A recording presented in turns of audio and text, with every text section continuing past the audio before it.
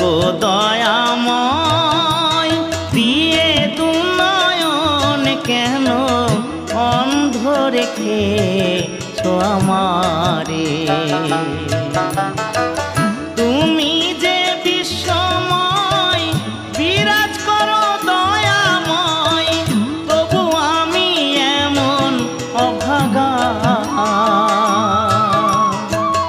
পাই না দেখিতে তোমারে।